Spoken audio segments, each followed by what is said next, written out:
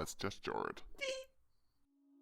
Hello ladies and gentlemen, welcome to another Little Nightmares theory, and wow, and also, what an ending to the Little Nightmares DLC, Secrets of the Moor. It's left me feeling so many things. I love how in the chapters they can really put you into an atmosphere or a certain surrounding. I love the adrenaline that you feel in the depths trying to not get caught by the granny, and get to work feeling you got from the hideaway helping the gnomes and the coal engine. But this one was filled with loneliness, and I've never done a theory on the moor. I've never really felt like I've been confident enough to, or even try to define what the moor is, but after this chapter, I think I have an idea and I would like to take a go at it. So today's theory video is obviously going to be about the moor, so spoiler warnings for everyone that hasn't completed the Secrets of the Moor. I suggest you do go do that now, and let's get into this theory. So, the moor as a whole we know is filled with children and quite frankly looks like a prison for them. Electric fences, locked cages, prison showers, eating behind bars, and a watchful eyes at every turn, and even chains. But I don't feel like the moor was always like this.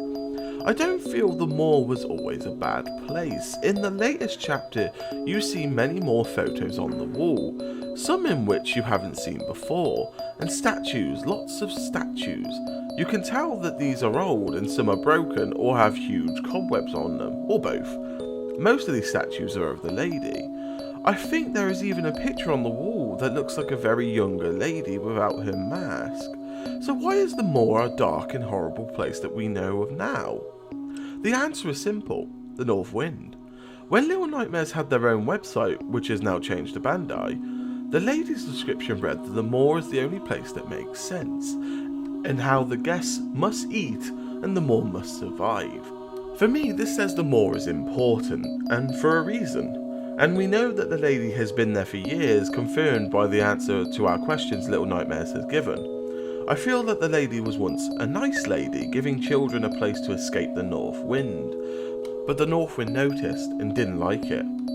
As we see in the comics, the North Wind is after children too, so I feel something happened either instantly to the lady, maybe she was took over by the North Wind, or it happened slowly over time, physically giving her the illusion she is ugly, when in fact she's a beautiful, maybe psychologically messing with her mind at every mirror she looks in or glances in, causing her to wear a mask, and no matter what mirror she looks in, the North Wind has made herself look ugly, with an illusion. Maybe over time she became bitter and angry that this happened to her because she's protecting the children.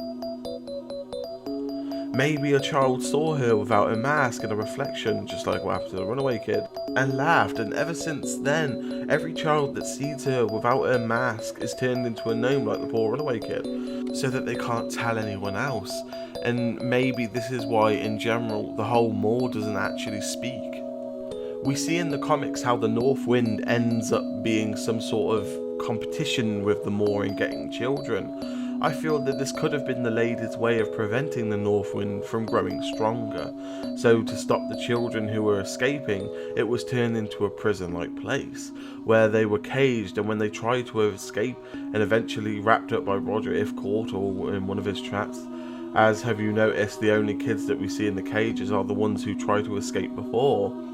For example, the runaway kid started in a bed, even had some dolls, the leeches, the granny, the eye that turns you into stone, the puzzles are all there to stop the children that don't fall into Roger's traps. This makes sense to me, as the children even have a playroom, they have toys, they are somewhat fed. Why do you do all this just to kill them on the moor? To keep them on the moor means the North Wind doesn't get to them, so it doesn't grow stronger. But then why does the lady need the guests and lure them onto the moor? This could also be part of her plan. She needs the guests' souls to grow her own power and their resources to keep the moor afloat. Pun.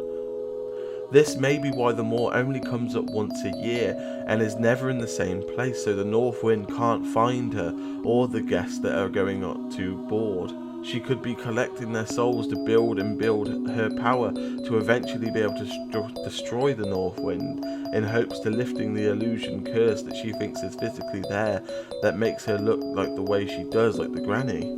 I feel like this was her plan, but as I said earlier, something happened, and I'm not talking about Six. I don't feel like her face is truly like that. Even though she has been on the moor for years, she could well be old. Some things just don't add up to her looking this way. Her voice, for example, even though she's humming, it doesn't sound old or rustic in any way. Her physique isn't hunched or slowed in any way. And when we see her in chapter 3, notice how we don't see her face physically, but only through a reflection in the mirror. And from the comics, we know mirrors are not to be trusted, and they can change the physical appearance of the one looking into it. But even with that said, I am not convinced it's what she truly looks like. And obviously I could talk for hours and hours about the small gritty details of each individual part of the moor, and how these parts and facilities of the moor would play roles in building it up to becoming what it was, not what it is now. But anyway guys, that's what I think. Please let me know what you think in the comments below. And remember, if you've got your own theories, don't be afraid to share them. No theories are necessarily wrong until proven otherwise, of course, by the devs. But with that being said, if you got anything you want me to theorise about, please let me know in the comments below. I will be taking a crack at them. I have still got a few more Little Nightmares theory videos in the works. So with that being said, ladies and gentlemen, remember, if you like the video, please drop a like or a comment below. If you want to subscribe to the channel and help it out, please do so. Remember to click the bell if you want to get my notifications. And with all that being said, remember to share your own theories, and if there's anything you want me to look at in particular, please comment below, and I will see you all in the next theory video. Bye!